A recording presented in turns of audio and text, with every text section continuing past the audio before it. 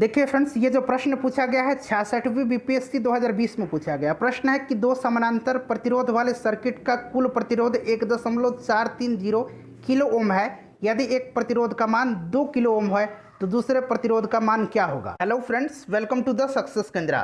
Friends, इस video में हम लोग 38वीं बीपीएससी से लेकर के 66वीं बीपीएससी तक में जितने भी फिजिक्स के क्वेश्चन पूछे गए हैं उनको हम लोग एक ही वीडियो में कवर कर लेंगे। फ्रेंड्स, 67th बीपीएससी के लिए हमारा जो यह सीरीज स्टार्ट हुआ है घटना चक्र पूर्वालोकन की जो नई पुस्तक आई हुई है, जिसमें कि 66वीं बीपीएससी तक में जितने भी प्रश्न पूछे गए हैं उनको हम लोग सब्जेक्ट वाइज कवर कर रहे हैं। अब तक हमने बिहार का इतिहास, प्राचीन भारत का इतिहास, मध्यकालीन भारत का इतिहास और आधुनिक भारत के इतिहास के हमने एक पार्ट को कवर किया हुआ है। अगर आपने नहीं देखा इन वीडियोज़ को देख लीजिएगा। सभी वीडियोज़ का लिंक आपको आज की इस वीडियो के डिस्क्रिप्शन बॉक्स में मिल जाएगा। चैनल पर अगर आप पहली बार आए हैं तो चैनल को सब्सक्राइब कर लीजिएगा। साथ ही साथ बेल आइकन को यानी कि घंटे के निशान को जरूर दबा लीजिएगा, ताकि जब भी इसी तरह का कोई भी इंपॉर्टेंट वीडियो अपलोड किया जाए तो उसका नोटिफिकेशन सबसे पहले आपके पास पहुंच जाए। तो चलिए फ्रेंड्स, बिना देरी किए हुए आज का सेशन स्टार्ट करते हैं। वीडियो को प्लीज़ लाइक और शेयर जरूर कर दीजिएगा। तो फ्रेंड्स, आज के सेशन का पहला प्रश्न देखिए। पहला प्रश्न है कि निम्न तत्वों में से किसमें न्यूट्रॉन नहीं होता है। देखिए फ्रेंड्स, अगर आपको आंसर पता है तो आप आंसर कमेंट बॉक्स में भी दे करके बता सकते हैं। यहाँ पर देख सकते हैं ये जो प्रश्न है 64वीं बीपीएससी 2018 में पूछा गया प्रश्न है। तो राइट आंसर जो है इसका ऑप्शन नंबर सी हो जाएगा, हाइड्रोजन। ध्यान दीजिएगा, हाइड्रोजन का परमाणु क्रमांक 1 होता है। आपको भी पता है हाइड्रोजन का परमाणु क्रमांक 1 होता है। साधारण हाइड्रोजन समस्थानिक प्रोटियम में कोई भी न्यूट्रॉन नहीं होता है। भारी हाइड्रोजन समस्थानिक ड्यूटेरियम में 1 न्यूट्रॉन होता है, जबकि अत्यंत भारी हाइड्रोजन समस्थानिक ट्राइटियम में 2 न्यूट्रॉन होता है। तो जो साधारण हाइड्रोजन समस्थानिक है प्रोटियम, इसमें कोई भी न्यूट्रॉन नहीं होता है। तो right answer option number C हो जाएगा, हाइड्रोजन। नेक्स्ट क्वेश्चन देखिएगा कि एंगस्ट्रॉम किसकी इकाई है। तो एंगस्ट्रॉम जो है फ्रेंड्स, यह इकाई है तरंगदैर्घ्य की। Option number A right answer हो जाएगा। एक एंगस्ट्रॉम बराबर होता है 10⁻⁻10 मीटर। इसको भी आप साथ साथ ध्यान रखेंगे। तीसरा प्रश्न है हमारा कि प्रकाश वर्ष किसकी इकाई है। तो देखिए, प्रकाश वर्ष जो है यह दूरी की इकाई है। Option number C right answer हो जाएगा। एक प्रकाश वर्ष बराबर होता है 9.46 × 10⁻15 मीटर। ठीक है, इसको भी आप जरूर ध्यान रखेंगे। उसके बाद अगला क्वेश्चन है हमारा कि आवृत्ति को मापा जाता है। तो देखिए, आवृत्ति का एसआई मात्रक हर्ट्ज होता है, और हर्ट्ज को कैसे जो है सूचित किया जाता है, तो HZ से। ठीक है, ध्यान रखेंगे। और फ्रेंड्स, कुछ इंपॉर्टेंट पॉइंट्स मैं आपको बताने जा रहा हूं, आप ध्यान देंगे। देखिए, एक सामान्य मनुष्य 20 हर्ट्ज से लेकर के 20,000 हर्ट्ज, यहाँ मैं लिख देता हूँ 20 हर्ट्ज से लेकर के 20,000 हर्ट्ज, या फिर 20,000 हर्ट्ज को हम लिख सकते हैं 20 किलो हर्ट्ज, एक ही बात है। तो ध्यान दीजिएगा, एक साधारण मनुष्य जो है, सामान्य मनुष्य 20 हर्ट्ज से लेकर के 20,000 हर्ट्ज आवृत्ति की ध्वनि को सुन सकने में सक्षम होता है। और फ्रेंड्स, इसको क्या कहा जाता है, इस आवृत्ति की जो ध्वनि है उसको कहा जाता है ऑडिबल वेव। ठीक है, यानी कि श्रव्य तरंग। क्लियर। और देखिए, ये जो 20 हर्ट्ज है, इससे जो कम की ध्वनि तरंग होती है, इसको हमारे कान सुनने में सक्षम नहीं होते हैं। इनको कहा जाता है अश्रव्य तरंग, यानी कि इंफ्रासोनिक वेव।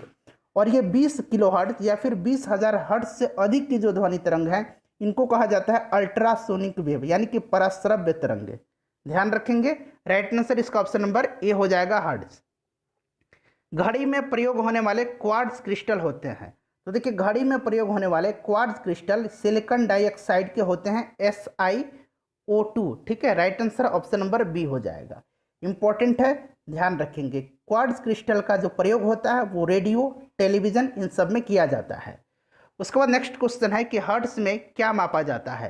तो अभी मैंने बताया कि हर्ट्ज में मापा जाता है आवृत्ति। Option number A right answer इसका हो जाएगा। नेक्स्ट क्वेश्चन हमारा है कि विद्युत शक्ति की इकाई क्या है। विद्युत शक्ति की इकाई जो है ये क्या है। तो फ्रेंड्स, आपको पता है कि विद्युत शक्ति यानी कि पावर बराबर क्या होता है, पावर बराबर होता है वर्क अपॉन टाइम, यानी कि कार्य बटा समय होता है। ठीक है, तो इसको क्या कहते हैं हम लोग, वाट कहते हैं। ठीक है, तो शक्ति का एसआई मात्रक जो है ये वाट हो जाएगा। ऑप्शन नंबर इसका डी राइट आंसर हो जाएगा। उसके बाद देखिए, दृश्य स्पेक्ट्रम के तरंगदैर्घ्य की सीमा क्या होती है, ये आपसे पूछा गया है। तो ध्यान देंगे। देखिए, दृश्य स्पेक्ट्रम के संबंध में कोई भी निश्चित सीमा निर्धारित करना कठिन है। यह व्यक्ति की उम्र, आंखों की जो है क्षमता, प्रकाश स्रोत की दूरी एवं तीव्रता, इन सभी बातों पर निर्भर करता है। सामान्य तौर पर इसकी जो सीमा है 300 320 नैनोमीटर। ठीक है फ्रेंड्स, 320 नैनोमीटर से लेकर के 860 नैनोमीटर के बीच में होती है। क्लियर, ध्यान रखेंगे। तो ये कितना हो जाएगा, 3200 एंगस्ट्रम। यहाँ नैनोमीटर दिया है, इसको जब हम लोग एंगस्ट्रम में बदलेंगे तो 320 नैनोमीटर 3200 एंगस्ट्रम से यहाँ 860 नैनोमीटर है, तो ये हो जाएगा 8600 एंगस्ट्रम। तो यहाँ पर देखिए ऑप्शन में जो है क्या दिया गया है, ऑप्शन में इस तरह से देखा जाए तो राइट आंसर इसका हो जाएगा ऑप्शन नंबर बी। ठीक है, ध्यान रखेंगे, ऑप्शन नंबर बी जो होगा इसका करेक्ट आंसर हो जाएगा। नेक्स्ट, क्योंकि इस रेंज में है ये। उसके बाद अगला क्वेश्चन देखिएगा, अगला क्वेश्चन हमारा कि सौर विकिरण निम्न में से किस परास में दिखता है। तो सौर विकिरण जो है ये किस परास में दिखेगा, 400 से लेकर के 700 नैनोमीटर। ऑप्शन नंबर बी इसका राइट आंसर हो जाएगा। अभी हमने इस पर डिस्कस किया हुआ है। आर्द्रता किस उपकरण से नापी जाती है। देखिए फ्रेंड्स, इससे पहले हम लोगों ने एक ही वीडियो में बिहार के इतिहास को कवर किया हुआ है, फिर अलग एक वीडियो में हमने पूरे प्राचीन भारत के इतिहास को कवर किया हुआ है, और एक और अलग वीडियो जो है हम लोगों का, उसमें हम लोगों ने मध्यकालीन भारत के इतिहास को कवर किया हुआ है। अब तक हमने 4 वीडियो कवर किया हुआ है। एक हो गया बिहार का इतिहास, एक हो गया प्राचीन भारत का इतिहास, एक हो गया मध्यकालीन भारत का इतिहास। इन सबको हमने कंप्लीट एक एक वीडियो में कवर कर लिया है। और चौथा जो वीडियो है उसमें हमने एक पार्ट में आधुनिक भारत के इतिहास को कवर किया। आधुनिक भारत के इतिहास का 3 पार्ट आएगा, क्योंकि इसमें प्रश्नों की संख्या जो है करीब करीब 400 के आसपास है। क्लियर, एक पार्ट कवर कर लिया हम लोगों ने, देख लीजिएगा, सभी का लिंक आपको डिस्क्रिप्शन में मिल जाएगा। तो देखिए फ्रेंड्स, राइट आंसर जो होगा इसका ऑप्शन नंबर ए हो जाएगा। क्या हो जाएगा, माफ कीजिएगा, ऑप्शन नंबर इसका बी हो जाएगा, हाइग्रोमीटर। आर्द्रता किस उपकरण से मापी जाती है, तो राइट आंसर इसका हो जाएगा हाइग्रोमीटर। ठीक है, चलिए नेक्स्ट क्वेश्चन देखिएगा कि दाब की इकाई क्या है। तो दाब की इकाई क्या होती है, देखिए किसी तल के इकाई क्षेत्रफल पर लगने वाले बल को दाब कहा जाता है। दाब एक अदिश राशि है, ठीक है, एक स्केलर क्वांटिटी है, और दाब का मात्रक जो होता है ये न्यूटन पर मीटर स्क्वायर होता है। न्यूटन पर मीटर स्क्वायर होता है, जिसको कि हम लोग पास्कल कहते हैं। तो राइट आंसर हो जाएगा न्यूटन वर्ग metre. Clear, option number A right answer हो जाएगा। इस प्रश्न को देखिएगा, थोड़ा सा ये इंपॉर्टेंट क्वेश्चन है, दाब का मात्रक क्या है। तो अभी मैंने आपको बताया था कि न्यूटन मीटर स्क्वायर होता है, लेकिन देखिए ऑप्शन में यहाँ पर न्यूटन मीटर स्क्वायर नहीं है। हमने एक और चीज़ पढ़ा है कि प्रेशर इक्वल टू होता है, क्या होता है, लोड अपॉन एरिया होता है। लोड अपॉन एरिया होता है, ये बात भी हमने पढ़ा है। तो इस तरह से देखा जाए तो राइट आंसर इसका हो जाएगा किलोग्राम, ठीक है, पर वर्ग सेंटीमीटर, या किलोग्राम, इस तरह से किलोग्राम पर सेंटीमीटर स्क्वायर, एक ही बात हो गया। देखिए फ्रेंड्स, मिली बार वायु दाब जो होता है, मिली बार वायु दाब का भार जो है समुद्र तट पर किलोग्राम प्रति वर्ग सेंटीमीटर होता है। और फ्रेंड्स देखिए, 1 मिली बार वायु दाब का भार जो है समुद्र तल पर, यहाँ मैं लिखता हूँ 1.053 kg पर सेंटीमीटर स्क्वायर होता है। तो इस तरह से देखिए दाब का जो मात्रक है ये kg पर सेंटीमीटर स्क्वायर भी होगा। Option number C right answer हो जाएगा। वायु दाब की जो अंतर्राष्ट्रीय मानक इकाई है वो पास्कल होती है, अभी मैंने आपको बताया। तो इस हिसाब से देखा जाए तो राइट आंसर इसका ऑप्शन नंबर ए हो जाएगा। उसके बाद देखिए, निम्न में से कौन सी अदिश राशि है। तो अदिश राशि और सदिश राशि आपको पता है कि वे राशियां जिनको व्यक्त करने के लिए दिशा एवं परिणाम दोनों की आवश्यकता होती है, ये सदिश राशियां होती हैं। ठीक है, डायरेक्शन भी हो और इसमें मैग्नीट्यूड भी हो। इसका उदाहरण है सदिश राशि का बल, वेग, विस्थापन, त्वरण, संवेग, ये सभी। और जिन राशियों को व्यक्त करने के लिए केवल परिमाण की आवश्यकता होती है, दिशा की नहीं, उन्हें अदिश राशियां कहते हैं। और फ्रेंड्स, आयतन, दाब, चाल, दूरी, ये सभी जो है क्या है, अदिश राशि। तो इसमें से पूछा गया कौन सी अदिश राशि हो जाएगा, तो दाब अदिश राशि हो जाएगा। उसके बाद देखिए, निम्न में से किस राशि का मात्रक नहीं है, इसमें से किसका मात्रक नहीं है। तो राइट आंसर जो हो जाएगा इसका मात्रक जो है ऑप्शन नंबर सी हो जाएगा, विकृति। देखिए, किसी वस्तु की बीमा में आया जो परिवर्तन है और उस वस्तु की मूल बीमा में अनुपात को विकृति कहते हैं। विकृति जो है एक बीमाहीन राशि है, अर्थात इसका कोई भी मात्रक नहीं होता है। इसमें से देखिए सही कथन को चुनना है, तो देखिए इसमें से सभी कथन को आप लोग पढ़ लीजिए, ए बी सी डी चारों को पढ़ लीजिए, ठीक है, और फिर इसमें से अपना राइट आंसर चुनिए। देखिए सही कथन जिसमें से दिया गया ऑप्शन नंबर बी दिया गया है, लाल रंग का तरंग दैर्घ्य बैगनी प्रकाश से ज़्यादा होता है। बिल्कुल ये सही दिया गया है। बैगनी प्रकाश का तरंग दैर्घ्य जो होता है सबसे कम होता है और इसकी आवृत्ति सबसे अधिक होती है, जबकि लाल रंग का तरंग दैर्घ्य सबसे अधिक होता है और इसकी आवृत्ति सबसे कम होती है। क्लियर। चलिए फ्रेंड्स, आपसे एक ही रिक्वेस्ट है, आपसे कोई भी पैसे मैं नहीं मांगता हूँ, ना ही मैं कोई ग्रुप कहता हूँ आप पैसे पेड करके ग्रुप ज्वाइन करें, वहाँ आपको मटेरियल मिलेंगे। सब कुछ हमारे चैनल पर फ्री आपको दिया जाएगा। तो आपका जो है, मैं आपसे एक ही रिक्वेस्ट करूँगा, आपसे एक ही मैं मांग करूंगा कि प्लीज़ वीडियो को फ्रेंड्स लाइक ज़रूर कर देंगे, इसमें आपका कोई भी पैसा नहीं लगने वाला है। और जब सेशन समाप्त होगा फ्रेंड्स तो इसको शेयर भी ज़रूर कर दीजिएगा, ठीक है। चलिए, एग्जाम तक बिल्कुल फ्री में यहाँ सब कुछ आपको दिया जाएगा। देखिए, एक परमाणु के केंद्र का धनावेशित हिस्सा होता है, तो परमाणु का केंद्र का जो धनावेशित हिस्सा होता है ये होता है न्यूक्लियस, ठीक है। ध्यान रखेंगे, ऑप्शन नंबर इसका डी राइट आंसर हो जाएगा। बहुत लोग प्रोटॉन लगा देंगे, जी नहीं, गलत होगा, ये न्यूक्लियस होगा, option number D right answer इसका हो जाएगा। उसके बाद देखिएगा क्वेश्चन नंबर 17 की, एक ठोस के सीधे गैस में परिवर्तन को क्या कहते हैं। तो फ्रेंड्स आपको पता है, आप बचपन से पढ़ते आ रहे हैं कि ऊर्ध्वपातन वह प्रक्रम है जिसके द्वारा ठोस पदार्थ द्रव में परिणत हुए बिना सीधे गैसीय अवस्था में परिणत हो जाते हैं तथा गैसीय अवस्था से सीधे ठोस में आ जाते हैं। तो इसको राइट आंसर जो है ऊर्ध्वपातन हो जाएगा। उसके बाद देखिए कॉस्मिक किरणें, कॉस्मिक किरणें जो हैं इनमें से बताना है कि किस प्रकार की ये पार्टिकल हैं। तो कॉस्मिक किरणें जो हैं एक आवेशित कण है, ठीक है। कॉस्मिक किरणें विद्युत चुंबकीय स्पेक्ट्रम का भाग नहीं है, ये उच्च ऊर्जा के आवेशित कण हैं जो अंतरिक्ष में लगभग प्रकाश की गति के बराबर जो है गमन करते हैं। तो राइट आंसर इसका ऑप्शन नंबर ए हो जाएगा। ये चार्ज पार्टिकल हैं, चार्ज पार्टिकल आवेशित कण हैं। देखिए 2G स्पेक्ट्रम में आपसे जी का जो है अर्थ पूछा गया है, तो जी का मतलब क्या होता है, G for generation, option number C right answer हो जाएगा। रडार का आविष्कार किसने किया था। तो देखिए स्कॉटिश भौतिकवाद यानी कि स्कॉटलैंड के भौतिकवाद रॉबर्ट वाट ने 1935 में जो है रडार का जो है इन्होंने विकास किया था। तो ये हो जाएगा रॉबर्ट वाटसन। अच्छा, रडार यहाँ पर इस तरह से लिखा जाता है, थोड़ा सा यहाँ पर ध्यान देंगे आप लोग। इसका फुल फॉर्म क्या होता है, फुल फॉर्म रडार का होता है, देखिए radio detection and ragging, radio detection and ragging, clear.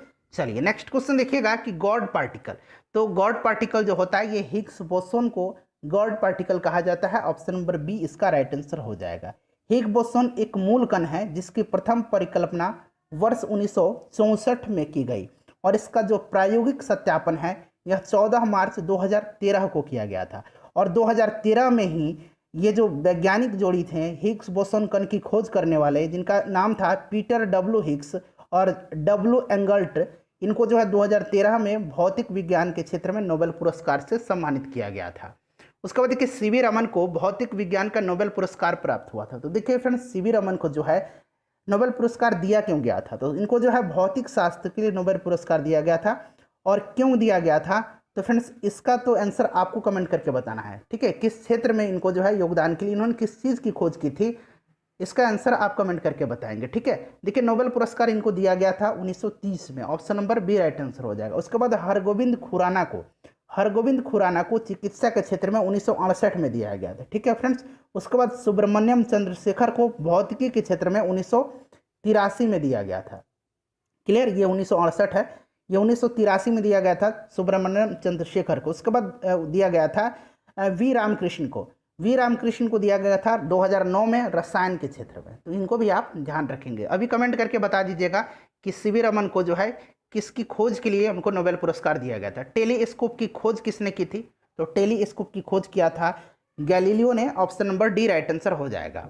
उसके बाद देखिए इस सदी की शुरुआत में हवाई जहाज का आविष्कार किसने किया था, तो राइट ब्रदर्स थे, ठीक है, Wright brothers, option number A right answer हो जाएगा। 1 माइक्रोन बराबर होता है, तो 1 माइक्रोन जो है फ्रेंड्स ये बराबर होता है 10⁻³ mm के बराबर, ठीक है। तो देखिए यहाँ से क्या हो जाएगा 1/1000 mm हो जाएगा।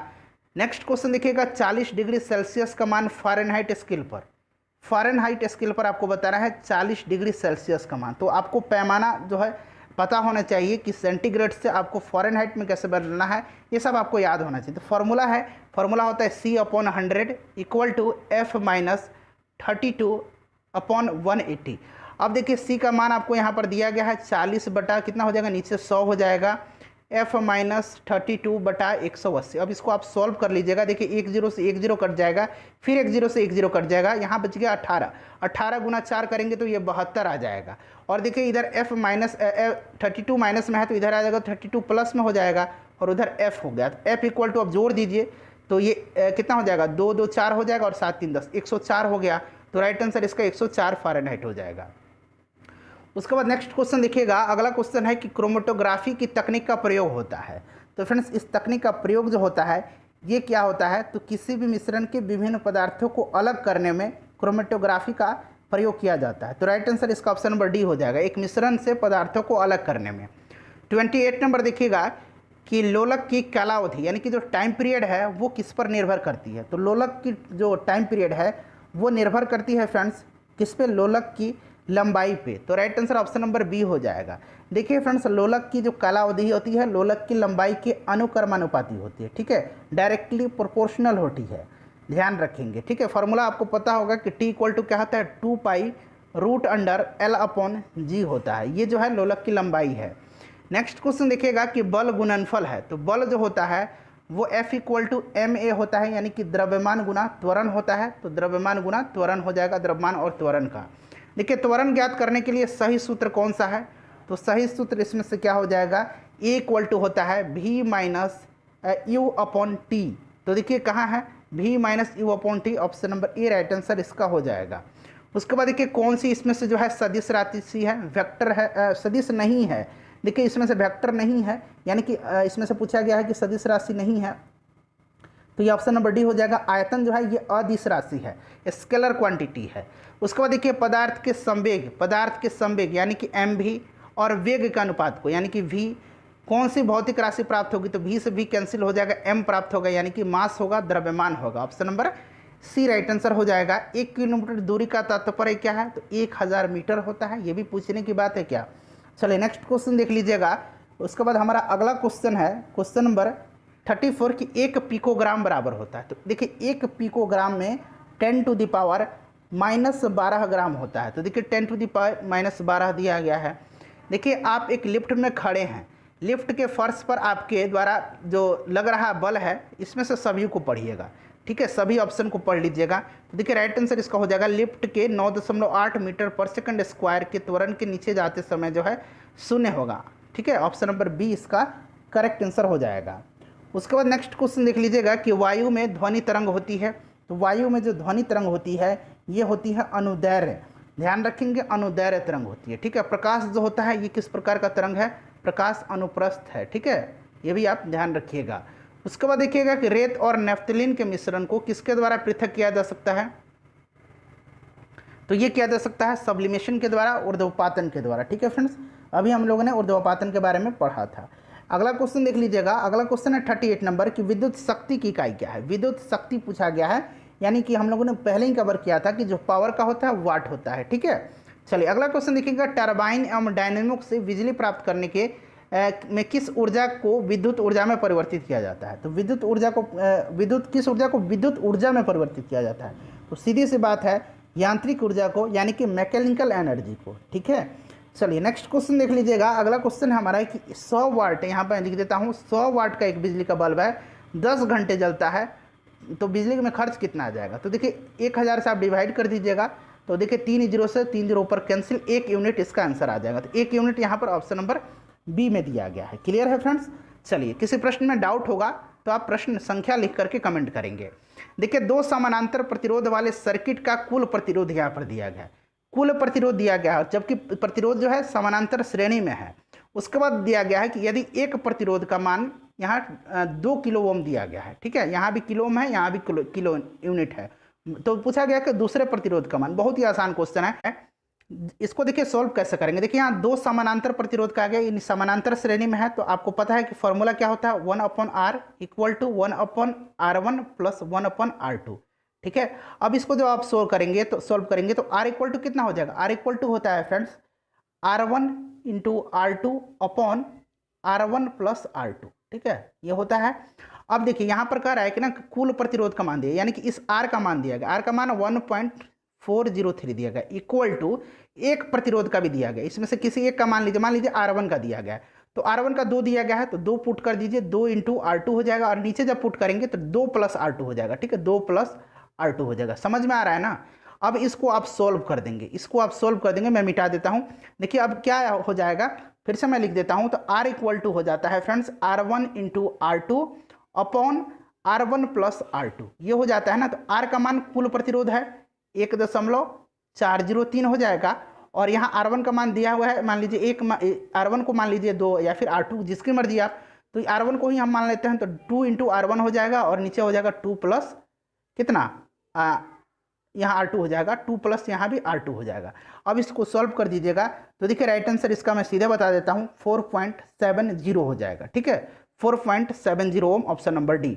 उसके बाद अगला क्वेश्चन लिखिएगा कि एक सामान्य शुष्क सेल में विद्युत अपघट्य होता है, तो फ्रेंड्स अमोनियम क्लोराइड होता है। ठीक है, अमोनियम क्लोराइड का इस्तेमाल इसमें किया जाता है। ठीक है फ्रेंड्स, चलिए ऑप्शन नंबर सी इसका राइट आंसर हो जाएगा। और मैग्नीज डाइऑक्साइड को कैथोड के रूप में इस्तेमाल किया जाता है और विद्युत अपघट्य के रूप में इसका इस्तेमाल किया जाता है। चलिए नेक्स्ट क्वेश्चन देखिएगा कि डायनेमो क्या करता है, तो डायनेमो जो है यांत्रिक ऊर्जा को विद्युत ऊर्जा में बदलता है, तो right answer option number B हो जाएगा।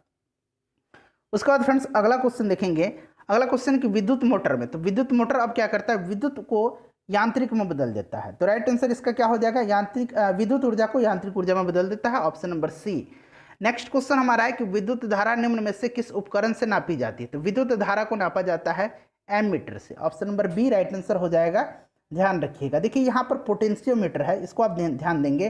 देखिए पोटेंशियोमीटर के द्वारा किसी सेल का ईएमएफ जो होता है वो मापा जाता है। ठीक है, चलिए नेक्स्ट क्वेश्चन देखिएगा कि विद्युत धारा किस उपकरण से मापी जाती है, तो विद्युत धारा यानी कि एमीटर से मापी जाती है। क्लियर, चलिए नेक्स्ट क्वेश्चन देख लीजिएगा। अगला प्रश्न है फ्रेंड्स, प्लीज वीडियो को लाइक जरूर कर दीजिएगा। जितने भी वीडियो हम लोगों ने घटना चक्र का कवर किया हुआ लिंक आपको डिस्क्रिप्शन में मिल जाएगा, देख लीजिएगा।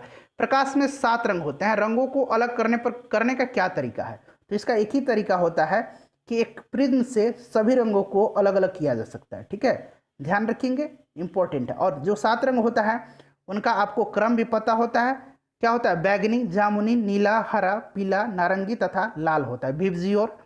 तो राइट आंसर इसका क्या हो जाएगा, राइट आंसर ऑप्शन नंबर ए हो जाएगा।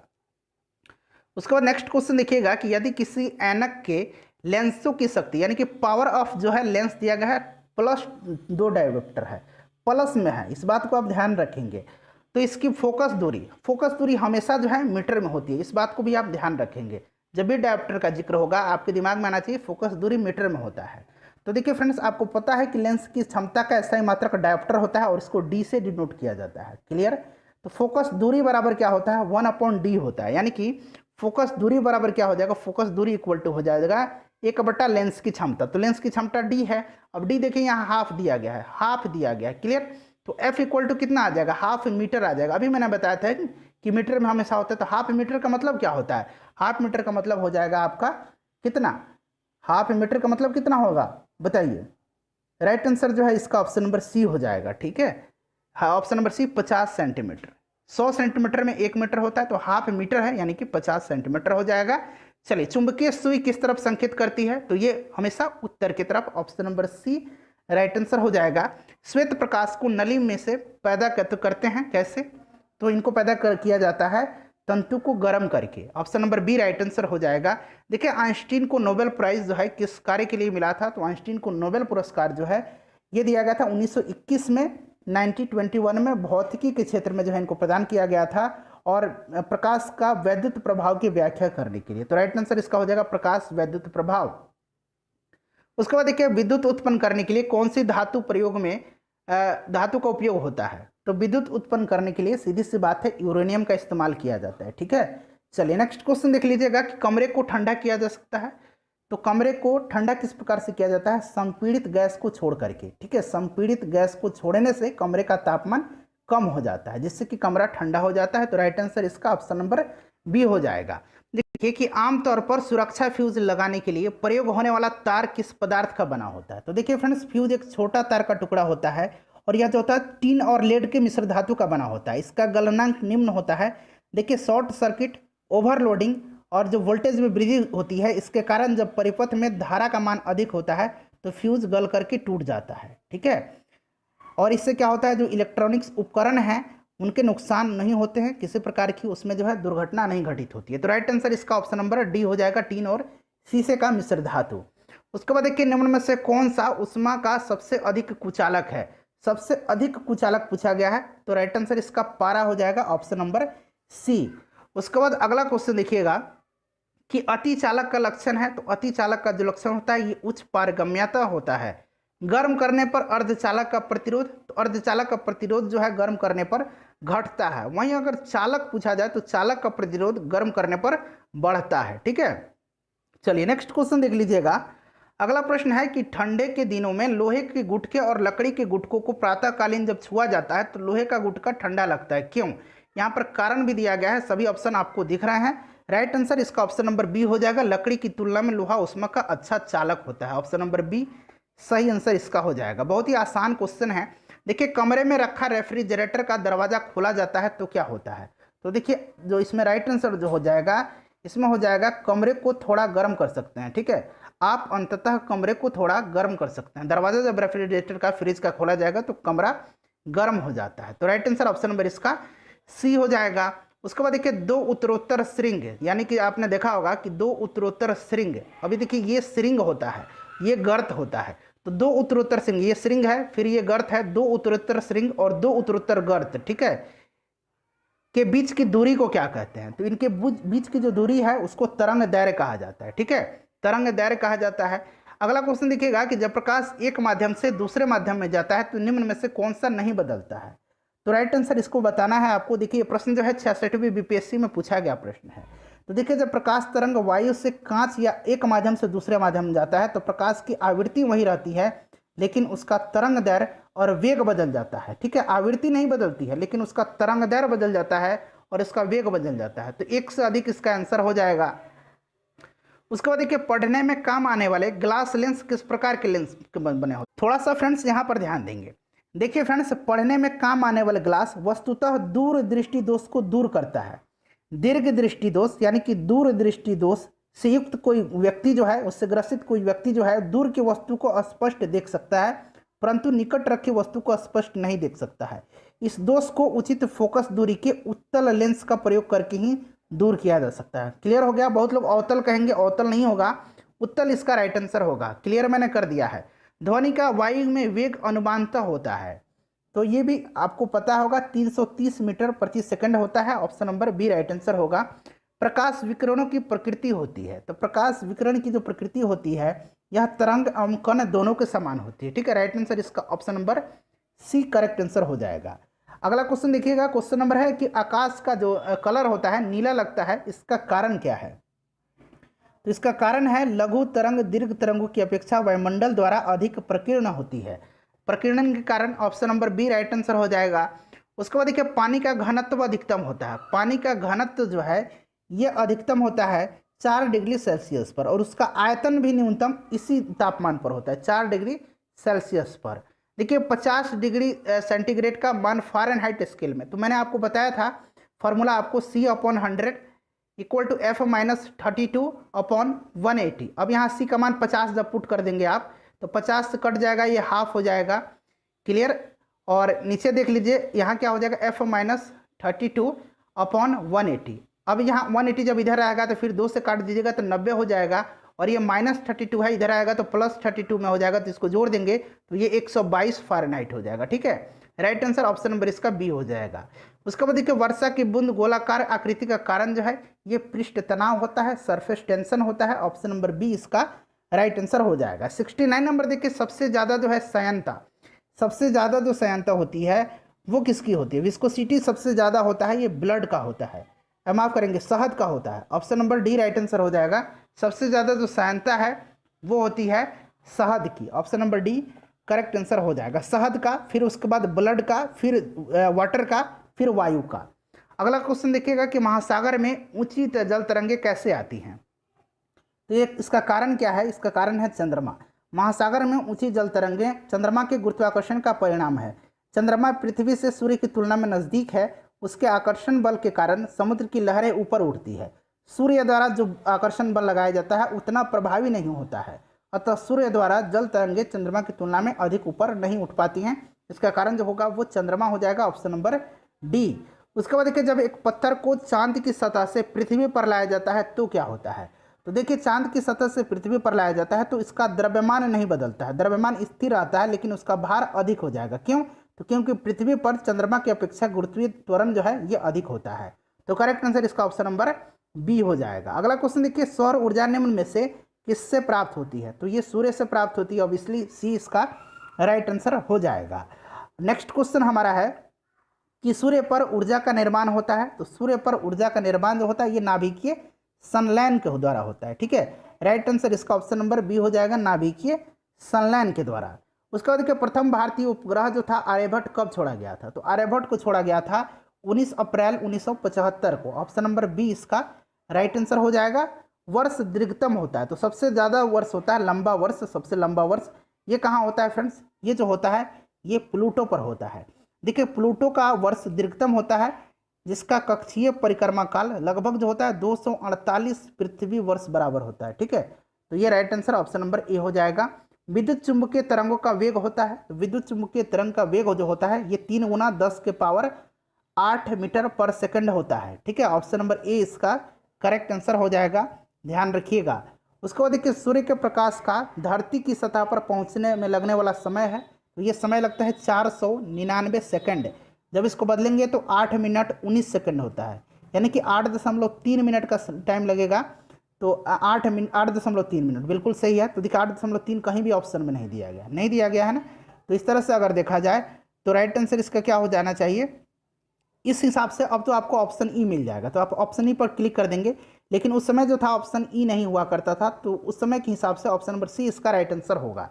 ठीक है, अगला प्रश्न में क्लियर हो जाएगा। यहाँ पर देखिए सूर्य का प्रकाश पृथ्वी पर पहुँचता है, तो यहाँ ना ही 8 मिनट होगा, ना ही 5 मिनट, ना ही 6 मिनट, ना ही 10 मिनट। यहाँ ऑलरेडी उपयुक्त में से कोई नहीं जब ऑप्शन है तो आप ई पर क्लिक करेंगे। ठीक है, 499 सेकंड, ध्यान रखेंगे 8.3 मिनट। सौरमंडल का सबसे बड़ा ग्रह, तो सौरमंडल का सबसे बड़ा ग्रह जो होता है ये बृहस्पति होता है। सबसे छोटा ग्रह अगर पूछा जाए तो बुध हो जाएगा। ठीक है, बृहस्पति सबसे बड़ा और बुध सबसे छोटा। उसके बाद देखिए निम्नलिखित में से कौन सा एक कंप्यूटर भाषा नहीं है? तो देखिए कंप्यूटर भाषा जो है बेसिक है, सी है, फोर्ट्रॉन है, लेकिन फास्ट जो है ये कंप्यूटर भाषा नहीं है। उसके बाद देखिए निम्न में से कौन सी धातु रोशनी के बल्बों में फिलामेंट के रूप में प्रयोग होती है? तो ये धातु का नाम है tungsten. Option number D correct answer हो जाएगा, टंगस्टन। उसके बाद अगला क्वेश्चन देखिएगा कि निम्न में से कौन सी धातु अर्धचालक यानी कि सेमीकंडक्टर के रूप में ट्रांजिस्टर में प्रयोग होती है? तो ट्रांजिस्टर में सेमीकंडक्टर के रूप में प्रयोग किया जाता है जर्मेनियम का। Option number B right answer हो जाएगा। परमाणु नाभिक के अवयव कौन कौन से हैं? तो परमाणु नाभिक के जो अवयव होते हैं ये होते हैं फ्रेंड्स, कौन कौन से नाभिक पूछा गया है? प्रोटॉन और न्यूट्रॉन होगा। Option number C right answer हो जाएगा। 84 नंबर देखिए निम्नलिखित में से कौन वैकल्पिक ऊर्जा का सबसे बड़ा भंडार है? इसका आंसर आप कमेंट करके बताएंगे। नेक्स्ट क्वेश्चन देखिए परमाणु बम का सिद्धांत। परमाणु बम का जो सिद्धांत है फ्रेंड्स ये किस पर आधारित है?